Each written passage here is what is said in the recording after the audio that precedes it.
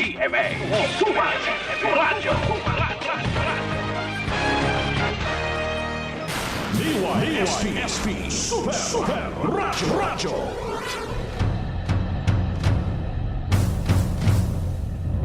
Ugaliing pakinggan ang numero 1 programang Bakbakan sa Super Radio.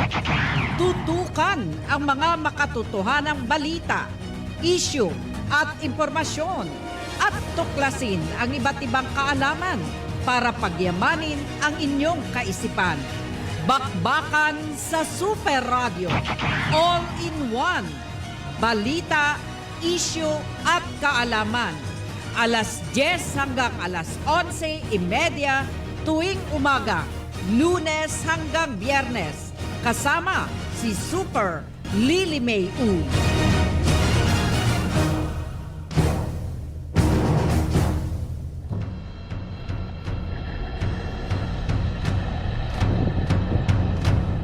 Magandang umaga mga ka-Super Radio. Magandang umaga Palawan. Medyo meron na naman daw sunog.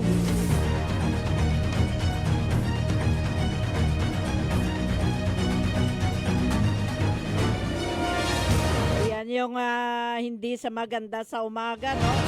Kapag may naririnig tayong bagong pagsubok na naman.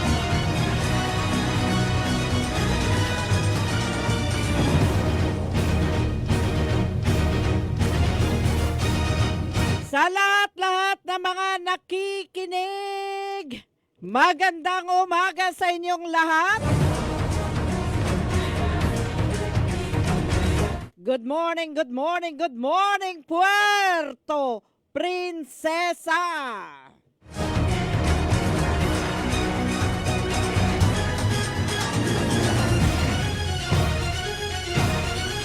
Good morning, Palawan!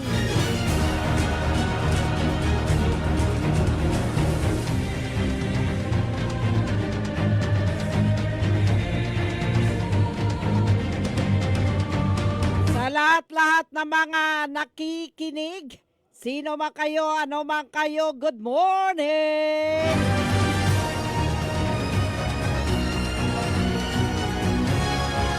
Narito na naman po kayo sa programang inyong kawiwilihan na programang Bakbakan.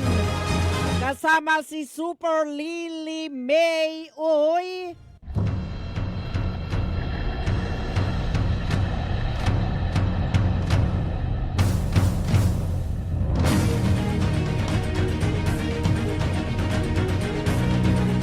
Sa lahat-lahat na mga nakikinig dyan, babae man o lalaki, good morning! Mga ka-Super Radio, papasukin muna natin Super June Fred Calamba. Super June Fred, kamusta dyan? Okay, maraming salamat. Super May, magandang umaga sa ating mga kapusong nakikinig. Sa mga oras na ito, isang di umano'y fire incident ang biniverifika ng mga tagapamatay sunog dito sa lungsod ng Puerto Princesa.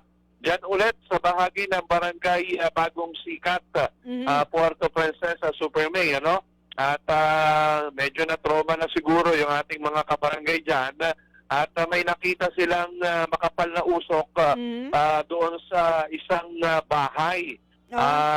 Diyan sa barangay Bagong Sikat na kung saan kinumpirma natin sa Bureau of Fire Protection ay may nakatawag na rin umanong residente at nag-informa na may ganitong sitwasyon. Pero tumawag tayo kay punong barangay Alberto Alib. Sa ngayon wala naman daw silang nakikita na progress ng apoy. Pero nandoon na yung mga bombero natin, yung fire truck, yung tumawag tayo ulit doon sa ating kabarangay na nag-informa rin sa atin, hindi lang sila. Pero yun nga, sa ngayon nandoon na yung mga tagapamatay sunog ng Puerto Princesa at inaalam na itong pangyayaring ito. Ito ba may tuturing na fire incident o false alarm? Pero may usok kasi na nakikita doon sa loob ng isang tahanan ng isang doktor, Super May, dyan sa area. So, Pero antapay tayo. pinuntahan na ba nila yung bata? Pinuntahan na, nandoon na. Kumpirmado na yung presensya ng mga fire truck, ng mga bumbero natin sa area nung tumawag tayo ulit, Super May. So, antapay tayo doon sa magiging kumpirmasyon at iba pang detalye ng pangyayaring ito. Alam mo, Maraming salamat. super June Fred, kasi kung minsan, kung nakaranas ka ng mga katulad nangyari kahapon, ng Oo. mga sunog, nagiging vigilant ang mga mamamayan. So, Correct. posible rin na ano sila, na trauma, no? Na-trauma, So, oo. posible ganon. Pero mas maganda na yung ganon, at least magiging vigilant para maging mas maingat. Correct, tama. Super May. So, pero ito, titingnan natin, alamin natin at update tayo mamaya-maya siguro ulit. Okay, maraming salamat sa iyo, Super June Fred Calamba. Sa lahat-lahat po ng mga nakikinig, magandang umaga sa inyong lahat, mga ka-Super Radio.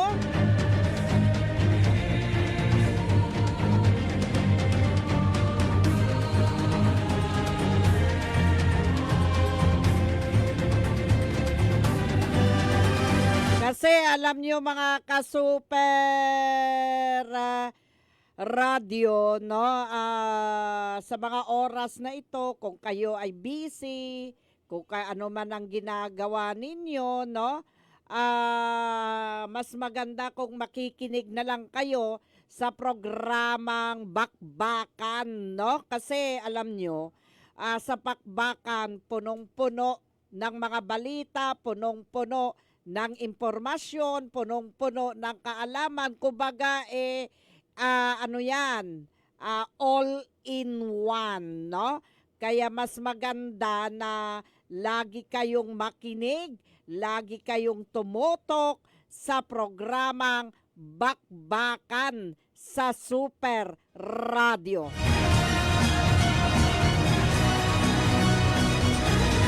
Sa aking pinsan, kay Nemsa Ginalag. Oh, magandang araw sa iyo, Hasmin. Alam mo, kabudlay basahon sa ngalan mo nga ginbaliktad-bliktad mo, ah.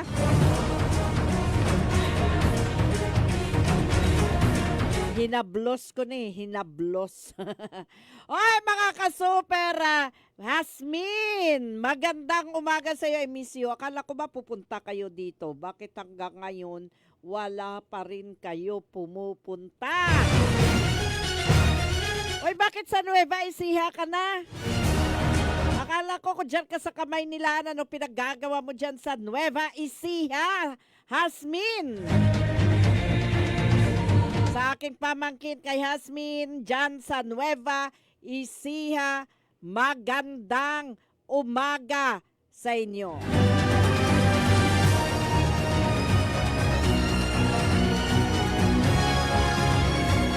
Sa lahat-lahat na mga nakikinig, magandang umaga sa inyo.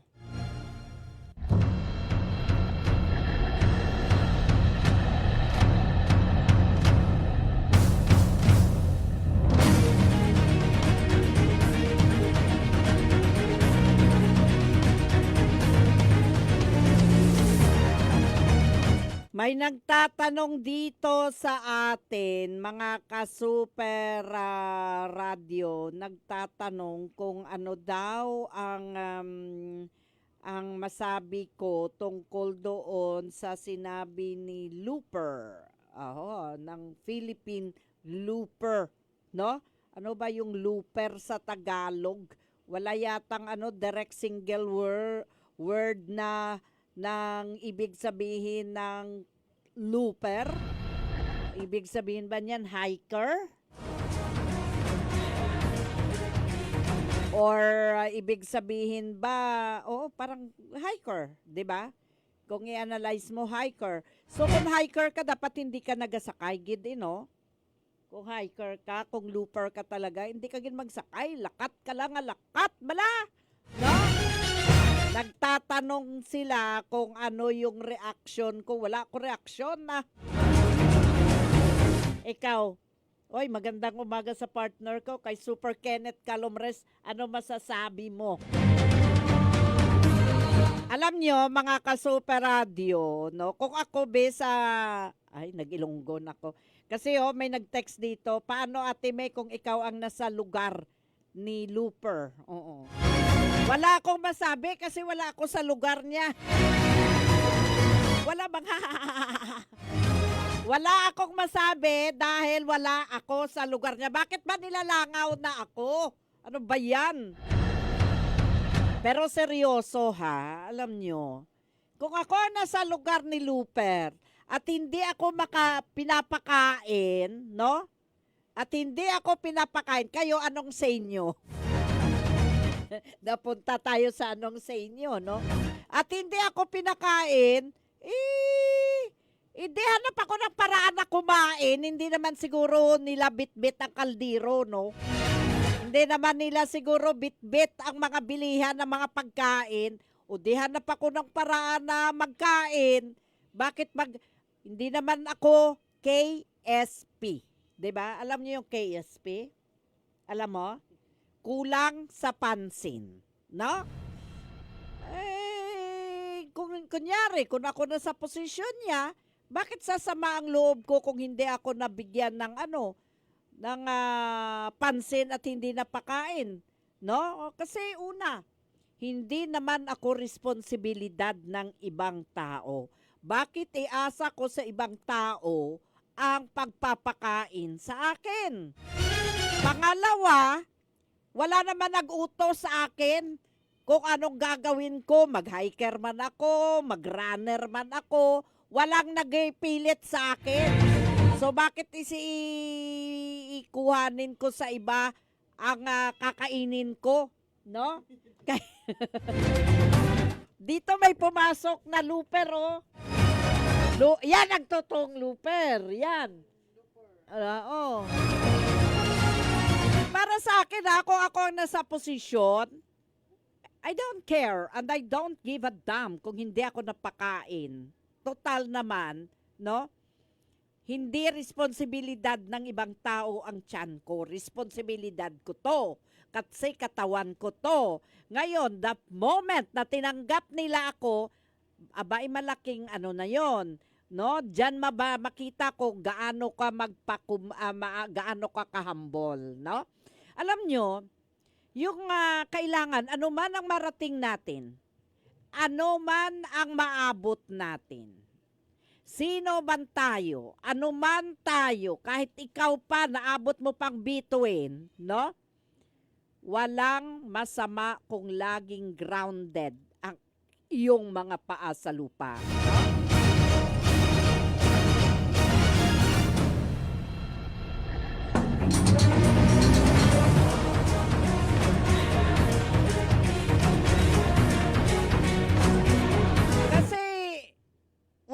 Wala ka talagang talo, no? Kapag mapagpakumbaba ka. Wala kang talo kapag ikaw ay isang humble na tao. Kahit pa sabihin natin, naging mataas ang posisyon mo, wala naman pagkakaiba eh.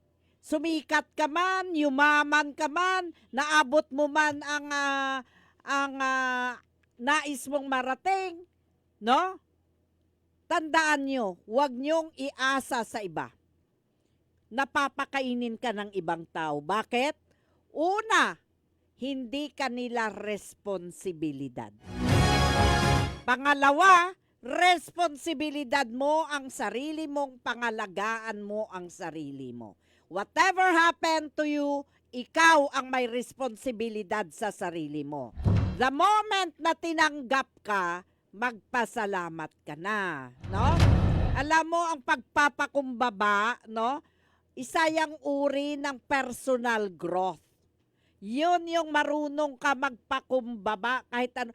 Kasi ano man narating mo, at the end of the day, ma-realize mo pag nagkakaedad ka, pare-pareho lang kayo ng kinakain, ginagawa. Pare-pareho lang kayo na pag namatay, kahit ano wala kang madadala sa hukay. Ngayon, kung sumikat ka dahil sa pinaggagawa mo sa buhay mo, aba salamat. Diba? Ang pinakamagandang relasyon sa kapwa mo ay being humble. Mapagpakumbaba. Wala namang tax siguro. Kapag yan, walang tax yan eh. Magbili ka ng candy, may tax. Magbili ka ng pagkain, may tax. Magtrabaho ka, may tax. Pero alam nyo, ang pagpapakumbaba, walang tax. Tandaan ninyo yan. Napakaganda ng relasyon kapag ka marunong kang magpakumbaba. Marunong kang magkipagkapwa-tao. No? Yung hindi fake ha, meron kasing tao pangiti-ngiti, pangirit-ngirit, dahil sikat siya, pero deep inside of them, plastic pala. No? Yung totoo, alam ng Diyos kung ano ang nasa puso natin. Yung totoo, makikita kasi yan sa aura ng tao eh. No? Kung ang tao ay plastic at hindi. Ngayon, kung marunong kang makitungo sa kapwa mo, nang walang halong kaplastikan, makikita yan parang napakaaliwalas ng mukha, di ba? Alam mo, yung success ng tao, kunyari, isa kang hiker, pangarap mo malibot yung ganito. Ang success mo, no? Ang success mo, diyan ka natututo. Hindi para magtatampo ka kung hindi mapansin. Hindi para iasa sa iba na dapat lagi kang nabibigyan ng atensyon, na dapat may mga bodyguard ka. Hindi. Dapat, no, napapansin, na nagagawa, ano ba tong langaw na ito? Bakit ayaw akong tantanan? Nilalangaw na ako, buhay pa ako. Wala kasi akong ligo, guys. Yun ang katutuan. Anyway, no?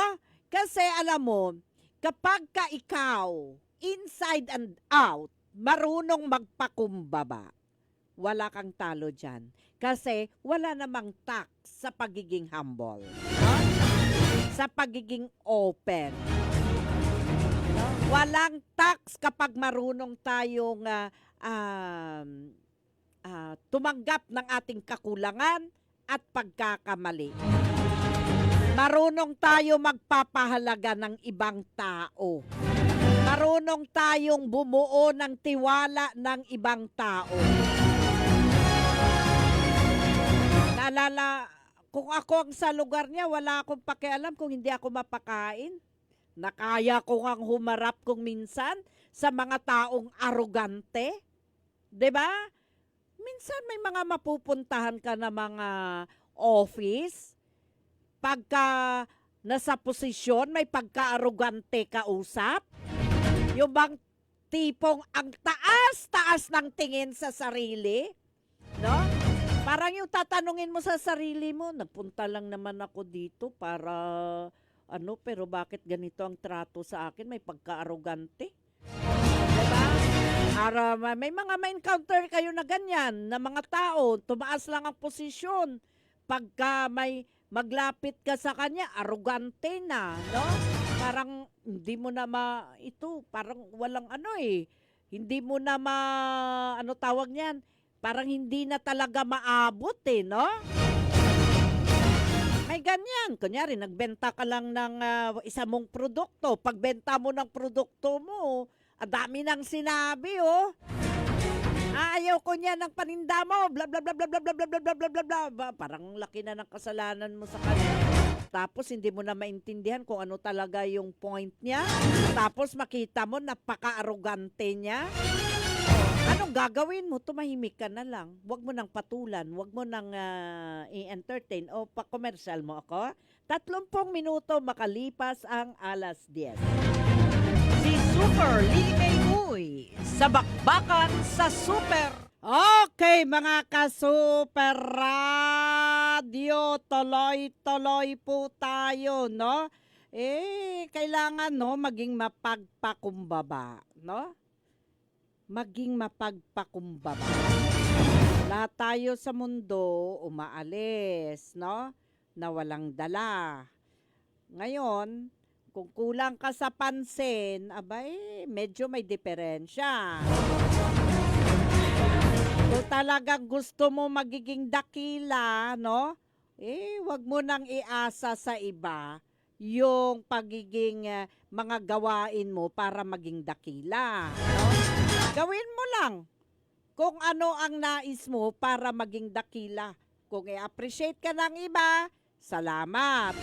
Pero yung dahil hindi ka hindi ka nakakain, tatampo ka, sasama ang loob mo, aba ibang usapan na yun. Medyo may problema, no? Kasi ano yan sign of ano yan? Immature, no? Medyo may pagka-immature ka kung ganyan ka, no? Kasi mahirap yung ganyan. Sabi nga, pag pumunta ka sa isang lugar, no? Huwag kang umasa na ang lahat ng tao sa paligid mo at ang pakikitungo sa'yo, perpekto, no? Kasi kahit sino walang perpekto. Yung yung yung gabi, yung bilog sa gabi na sa langit. Moon, paano po ba ang buwan? Hindi ko natuloy maalala. Yung Tagalog ng moon, yung buwan nga hindi perpekto, no? Kasi maraming mga butas-butas ang buwan na napakagandang tingnan, no? Ang dagat, kung titingnan mo, napakaganda, napaka-tempting ng kulay ng dagat, pero maasin naman, malalim, madilim. Yung langit, no? Parang walang katapusan, napaka-blue, pero natatakpan naman ng mga clouds. Ganun yun, walang perpekto, kaya wag kang umasa na sa tuwing magpunta mo sa isang lugar, mapakain ka agad ng maayos. Lahat na maganda, hindi perpekto. Ngayon, kung si Luper, tanungin niyo ako kung ano masabi ko, pumunta siya sa isang lugar na napakaganda, isang paraiso. 'Di ba? Batarasa, Palawan, isang paraiso itong lugar natin. Pero hindi naman perpekto. Espesyal lang tayo, hindi perpekto. Kaya wag siyang maghanap ng perpektong lugar.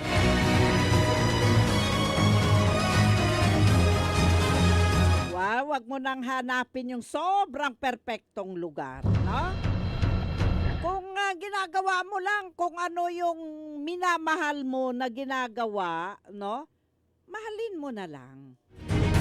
Kasi alam mo, napakasarap gawin ang isang bagay na minamahal mo. Sabi ni Leo Cervantes Sabares, good morning Super May.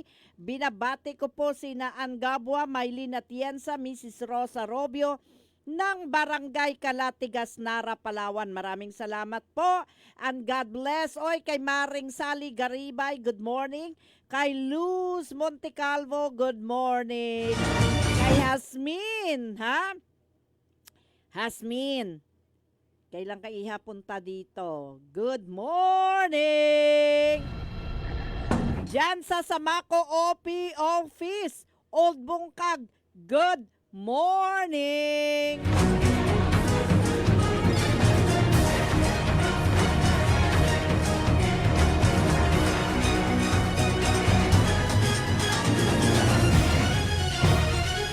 Karapatan mo mula sa bakbakan. Karapatan mo, alamin mo mula sa bakbakan. Oy mga ka-Super Radio, tuloy po tayo. Alam niyo ba yung yung tinatawag na Republic Act 9344 o kilala bilang Juvenile Justice and Welfare Act of 2006? Yan yung batas dito sa Pilipinas na nagtatakda ng komprehensibong sistema para sa mga batang 18 taong gulang pababa na nasa panganib, no? Kumbaga children at risk na tinatawag o nakagawa ng kasalanan. Children in conflict with the law o tinatawag na CICL. Alam mo yung layunin nito, protektahan ang karapatan ng kabataan, no? Iwasan ang pagkulong sa kanila at magbigay ng rehabilitasyon, no? Ang RA 9344, no? Yung edad ng pananagutan, kunyari yung edad ng bata, 15 years old pababa, sa oras ng kanyang pagkakasala, ito ay exempted siya sa kriminal na pananagutan. Kunyari, nakagawa ng kasalanan, ang bata edad 15 pababa, siya ay exempted sa kriminal na pananagutan. Ngunit, maaari siyang isa sa ilalim sa isang tinatawag na intervention program. Okay? Kapag ang bata naman 15 years old hanggang 18 years old, maaaring kapag nagkasala, maaaring managot kung napatunayang kumilos ng may discernment. Ibig sabihin, alam niya, no? Meron siyang alam kung ano ang mali, ano ang tama. Ngunit, isa sa ilalim naman siya sa diversion program. Sa halip na ikulong sa mga selda kasama ang mga matatanda. Okay? Alam nyo kasi nakatuon ang batas sa pagtutuwid sa mali, sa paggabay sa kabataan, at sa pagpapanumbalik ng tiwala sa komunidad sa halip na simpleng parusa, no? Yan yung tinatawag na restorative justice. Pag sinabi namang rehabilitasyon, ito yung layunin nila, bigyan ng pangalawang pagkakataon ang kabataan na magbago sa pamamagitan ng intervention at diversion program.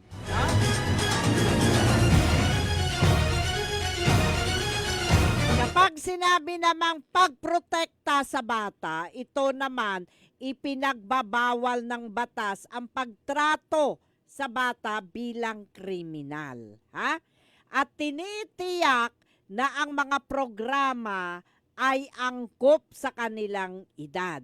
No? Ang batas na ito ay naglalayong tiyakin na ang bata hindi nasisira ang kinabukasan dahil sa pagkakamali, habang sila ay nagkakaroon ng pananagutan. Okay? Under general rule, exempted pa sa criminal liability ang mga nasa edad 15 years old pababa. Ito ay dahil kinikilala ng mga gumagawa ng batas na hindi pa sila matured para malaman ang kanilang tunay na ginagawa. Bukod dito, madali pa silang maimpluwensyahan, madali pa silang ma-manipulate ng mga matatanda. Ngunit, sa pag-aamyenda ng Juvenile Justice Law, isinaad, no, na kung ang bata ay nasa pagitan 12 hanggang 15 taong gulang at nakagawa ng karumal-dumal na krimen, na ang parusa ay pagkakakulong ng higit 12 taon, sila ay ikukonsidera bilang mga neglected children na kailangang isa ilalim sa intervention proceedings o ilagay sa espesyal na pasilidad tulad ng bahay pag-asa. Ngayon, kung nasa pagitan naman ng 15 hanggang 18 ang edad ng bata at nakagawa rin ng karumal-dumal na krimen na higit 12 taon na pagkakakulong ang sentensya sa kaso, may indikasyon na naiintindihan niya kung tama o mali ang kanyang ginagawa, no?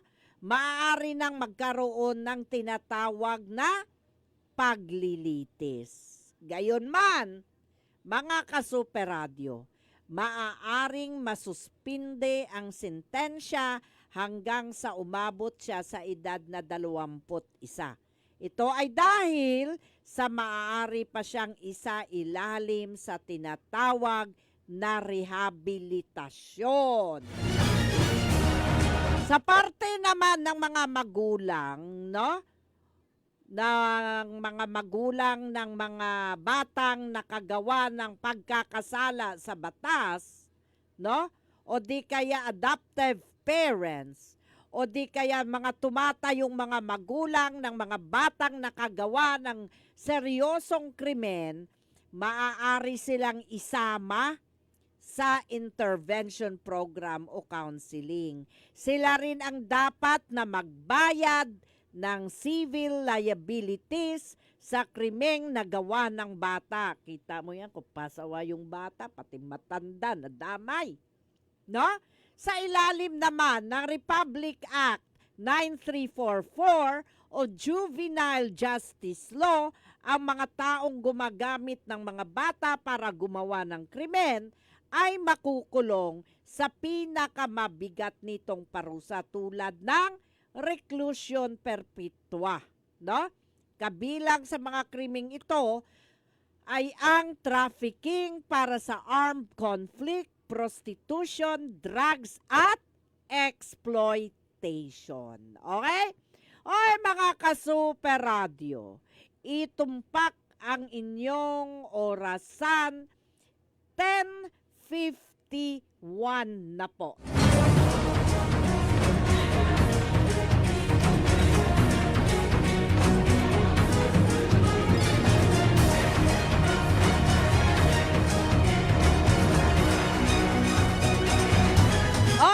Super Radio, tuloy-tuloy tayo sa ating mga balita mula Bakbak Balita.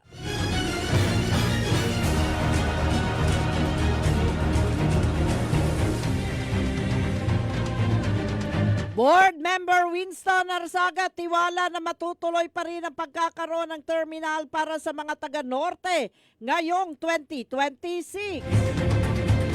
Philippine Coconut Authority patuloy na pinagtuunan ng pansin ang tuloy-tuloy na pagtatanim ng niyog sa iba't ibang munisipyo sa Palawan. Provincial Board, hinimok ang mga local government unit na lumikha ng mga batas laban sa pandaraya ng mga timbangan. Sangguniang Panlalawigan, hiniling sa mga pribadong ospital na ikonsidera ang pagpapaluwag ng mga dagdag bayarin ng mga pasyente.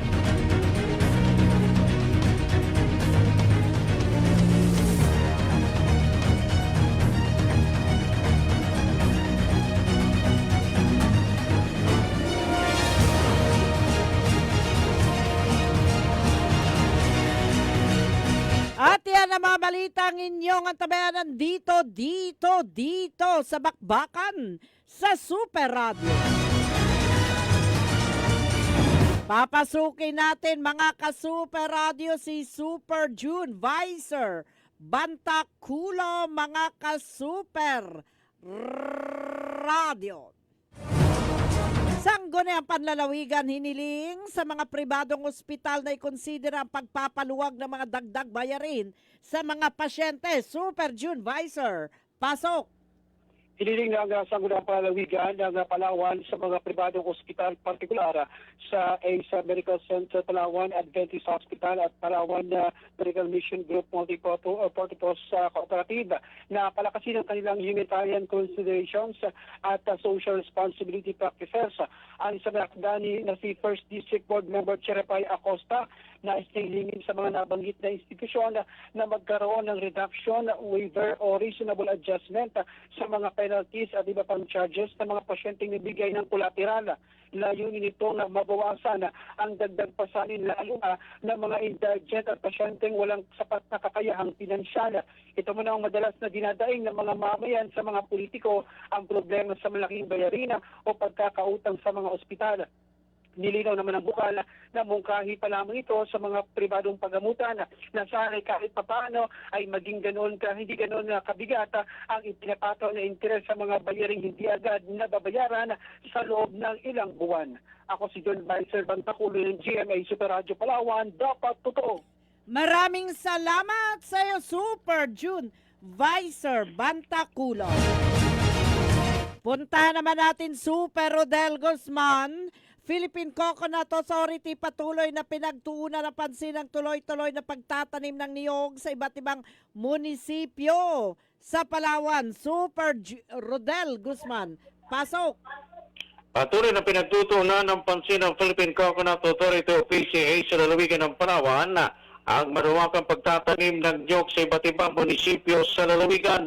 Ito alinsunod pa rin sa mandato ng ahensya kaugnay sa programa ng Pangulo na makapagtanim na 100 bilyong puno ng niyog bago matapos ang termino nito sa 2028. Mismo pinangunahan ni Acting Division Chief Arlo Solano ang pagbisita at monitoring sa mga communal coconut nursery sa iba't ibang bayan ng probinsya ng Palawan sa ilalim ng Participatory Coconut Planting Project Option 3 ng Coconut Hybridization Program bilang bahagi ng CFIDP.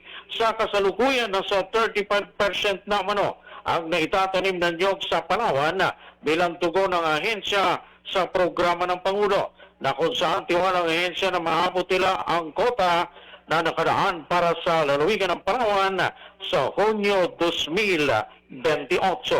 Ako, si Rodel Guzman ng GMA Super Radio Palawan, dapat totoo. Maraming salamat sa iyo, Super Rodel Guzman. Provincial Board, hinimok ang mga local government unit na lumikha ng mga batas laban sa pandaraya ng mga timbangan. Aba, maraming ganito, no? Super June Vicer Bantaculo, pasok! Inaprubahan ng Sangguniang Palalawigan ng panukalang humihiling sa mga component municipalities na magpatupad at mahigpit ipatupad ang mga ordinansa laban sa mga fraudulent stock weighing practices o pandaraya sa mga timbangan. Ang kay 3rd District Board Member Rafael Ortega Jr., ang Chairman ng Committee on Agriculture, marapat na lamang nalulikha ang mga lokal na pamalaan ng matibay na ordinansa laban sa paggamit ng hindi calibrated na timbangan at iba pang anyo ng pandaraya na nakakaapekto sa mga magsasaka, hog raisers at rice farmers. Anya ang pandaraya sa mga timbangan at paggamit ng hindi calibrated na kagamitan ay nagdudulot ng pagkalugi at pananamantala sa mga magsasaka na may malaking epekto sa maayos at patas na kalakalan. Dagdag pa niya, ang pag-iwas sa ganitong illegal na gawain ay mahalagang proteksyon para sa mga magsasaka at makatutulong sa pagpapalakas ng transparency at accountability sa mga agricultural market. Ako si John Vicer Bantaculo ng GMA Super Radio Palawan, dapat totoo. Maraming salamat sa iyo, Super June Vicer Bantaculo. Board Member Winston Arzaga tiwala na matutuloy pa rin ang pagkakaroon ng terminal para sa mga taga-norte ngayong 2026. Super Rodel, pasok! Kumpiyansa si Board Member Winston Arzaga na unang distrito ng Palawan na matutuloy pa rin ang pagkakaroon ng terminal para sa mga pampublikong sasakyan mula sa norte ng Palawan. Tinututukan pa rin umano na ang naturang plano ng pamahalaang panlalawigan. Sa ngayon, tinatapos na lamang ng Provincial Planning and Development Office ang hinihingi ng City Government na comprehensive study upang patunay kung bakit kailangang maglaan o maglagay ng sariling terminal para sa mga taga-norte ng Palawan. Samantala sa panayam ng Superradyo, muling nililinaw ng bukal na ang pinaplanong itatayong terminal sa Barangay Santa Lourdes ay walang gagastusin ang siyudad. Ako, si Rodel Guzman at Jeremy, Superradyo Palawan, dapat totoo. Maraming salamat sa iyo, Super Rodel Guzman. Nagsagawa ng validation at assessment activity para sa mga person with disabilities ang Provincial Social Welfare and Development Office ng Pamahalang Panlalawigan ng Palawan nitong nakarang linggo sa 7 barangay ng munisipyo ng Rizal. Katuwang ang Municipal Social Welfare and Development Office.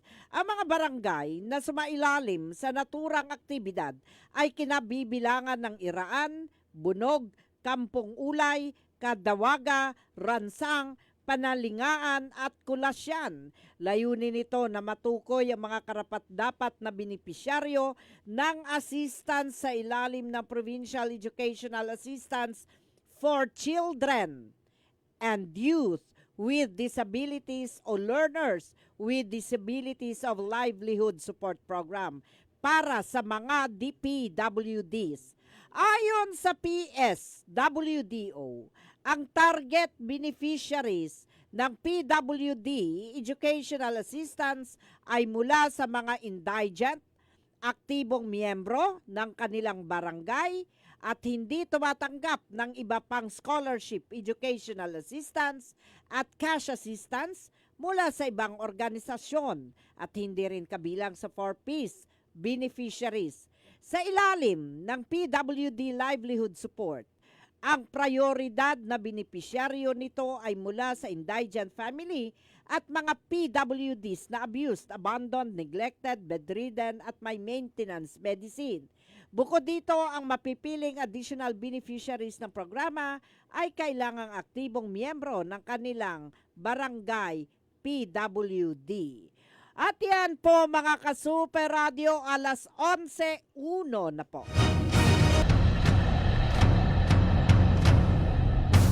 Magandang umaga kay Christopher Aligway.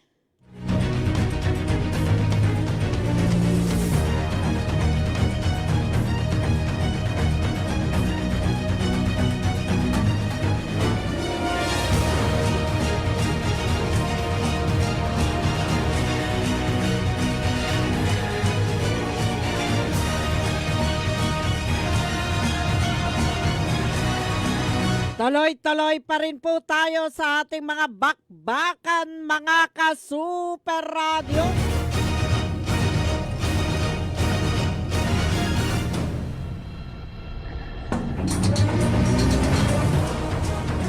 Na-recover ng mga otoridad ng mga tinistis na tabla ng apitong na pinaniniwala mula sa iligal na pagputol ng troso at natagpo ang nakaimbak sa baybaying sitio Manggahan, Barangay Taburi, Rizal, Palawan. May kabuang 17 peraso ng tabla na may tinatayang volume na humigit kumulang 405 board feet ang nakumpiska sa lugar. Walang individual na naabutan sa lugar at sa isinagawang verifikasyon sa mga kalapit na residente walang umaming may-ari o may kaalaman sa pinanggalingan ng mga produktong gubat. Ang mga nakumpiskang tabla ay pansamantalang isinailalim sa kustodya ng Barangay Taburi matapos ang wastong pagmamarka at dokumentasyon.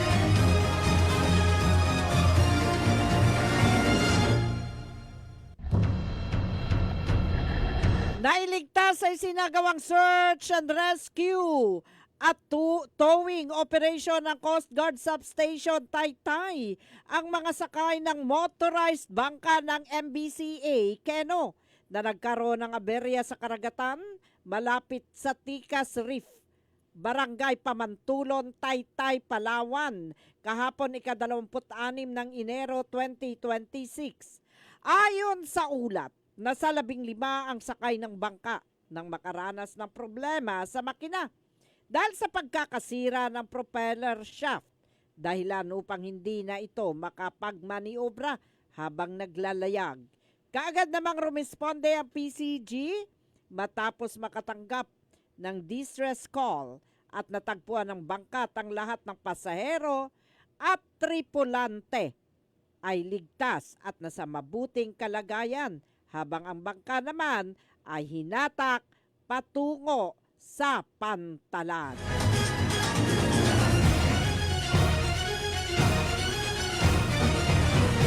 At yan po ang mga bakbak balita natin ngayong araw na ito, mga ka-super radio. Tuloy-tuloy na po tayo, mga ka-super radio, sa mga kaalaman mula sa bakbakan.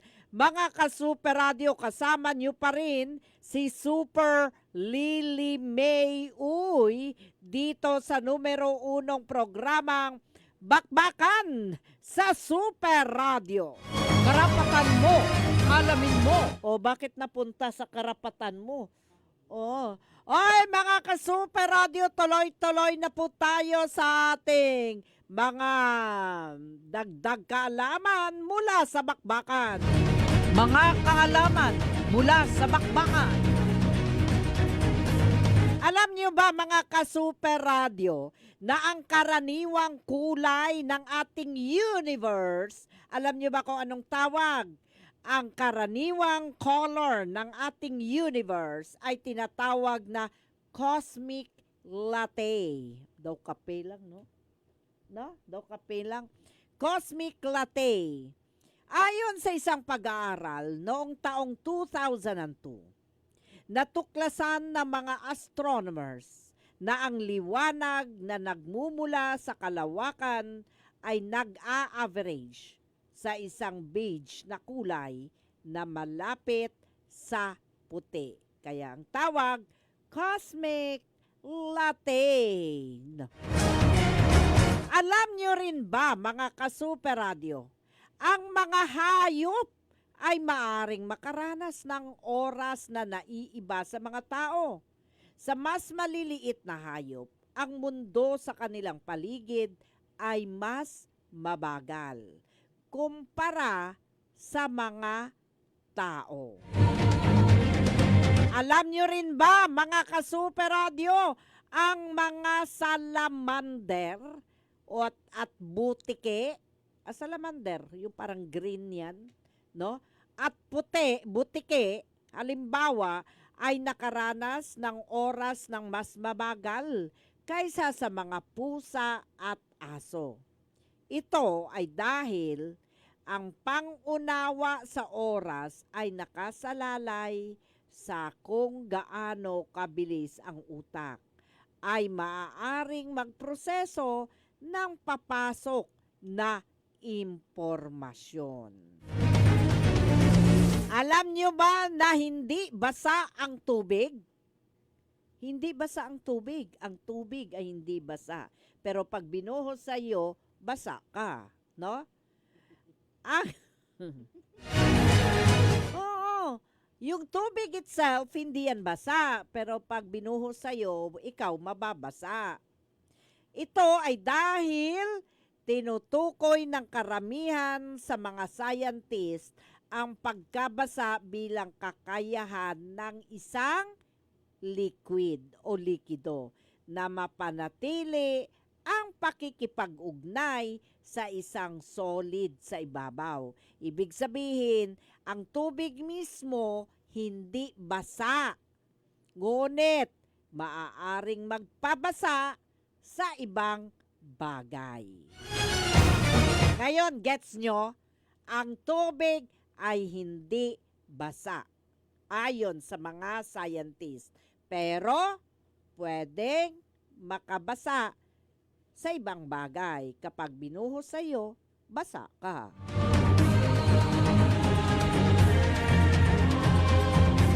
Alam nyo ba, mga ka-Super Radio, karamihan sa mga tao ay hinahampas ang mga pusa sa maling paraan.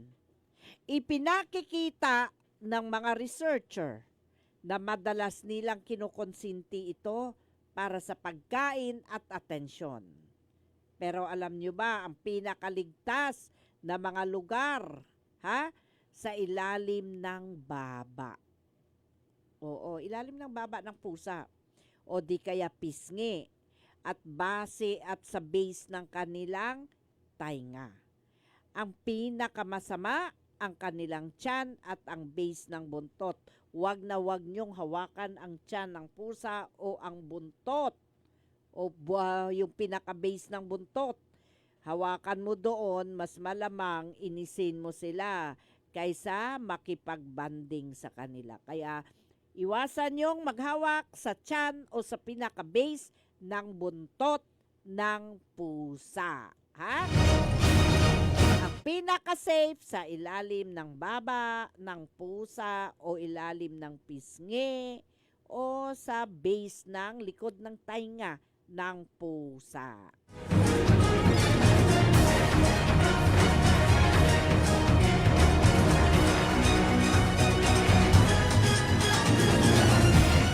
Alam nyo rin ba, mga ka-super radio, ang pagsusuot ng kurbata ay pwedeng mabawasan ng 7.5% ang daloy ng dugo sa inyong utak?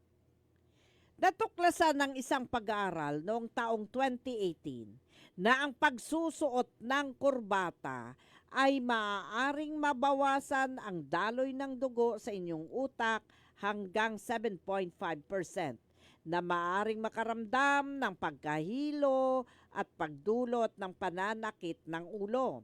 Maaari din nilang palakihin ang presyon sa iyong mga mata kung masyadong masikip at mahusay na magdala ng mga germs o merkubyo, mga ka-super radio.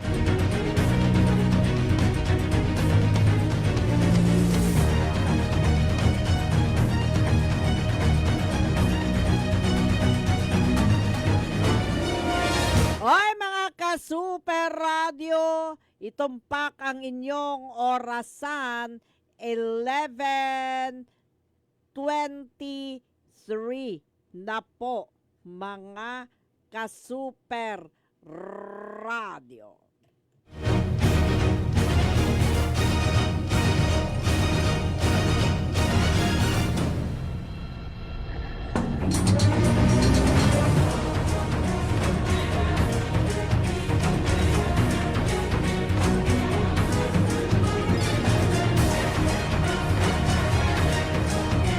Oy, mga ka-super radio, alam niyo ba kung paano niyo maramdaman na perong may mga negative energy o medyo negative o medyo may merong demonyo o mga bad energy sa paligid ng inyong tahanan?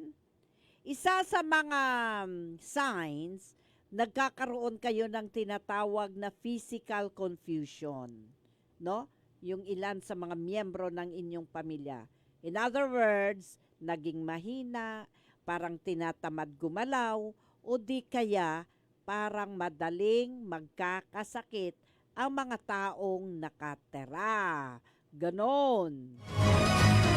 May negative energy ang inyong tahanan kung mabilis kayong ma-depress, mabilis kayong mawalan ng faith, o yung pakiramdam na parang hindi kayo mahal, o pakiramdam na parang hindi kayo mahalaga. Yung pagdami ng mga insekto, kunyari ang daming langgam, ang daming mga langaw, ang daming lamok, ang daming ahas, no? Oo, na hindi mo alam kung saan ang galing, isa rin yan sa mga signs. Yung parang may amoy sulfuros, o parang amoy bulok, o di kaya amoy na parang na susunog, na wala namang dahilan, wala namang sunog. Yun, yung mga kakaibang amoy sa tahanan, sinyales din yan na merong negative energy sa inyong tahanan. Yung kakaibang ugali ng aso halimbawa na sige na lang tahol ng tahol, no? At ayaw niyang pumasok sa inyong tahanan. O di kaya ang pusa naging agresibo. Isa rin yan sa sinyales na may negative energy ang inyong tahanan. O di kaya yung bigla na lang nahuhulog at nababasag ang mga gamit. No? O di kaya gumagalaw naman ang gamit na wala namang tao. No? O di kaya yung mga electronics, bigla na lang mamatay o bigla magsindi. Yan, isa rin yan na may negative energy. Yung mga walang katapusang problema sa tahanan, no? Problema sa pera, no? Problema sa pagiging addict, no? Hindi lang naman sa droga, addict sa mga alak, mga ganon. O di kaya maraming problema, trouble ang pamilya. May negative energy yan ang inyong tahanan.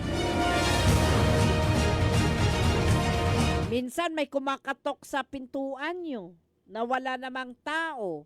O may marinig kang sound o boses na wala namang tao. Yan, isa rin yan sa negative energy ng inyong tahanan. O di kaya parang pag natutulog ka, parang nananaginip ka. O di kaya parang restless ka, no? Nagigising ka na parang may takot, negative energy yan. O di kaya may makikita ka na parang gumagalaw na shadow. O parang may tao bigla paningin mo, wala naman, no? Parang ano nga yan, yung ano ka lang malikmata, parang may tao pero wala pala, no? Yan, negative energy din yan. Alam nyo paano mawala yung mga negative energy sa inyong tahanan? Una, iwasan ang magmura, bad words, no? I-stop nyo yung pagmumura. Pangalawa, magdasal. Pangatlo, laging magpatugtog ng mga worship song. O di kaya kumanta ka palagi ng mga worship song, no? Yun, gawin nyo yun, no? O di kaya lagi kang magsabi ng in Jesus' name. I trust in you, Jesus. Yun, ganon. Parang ganon.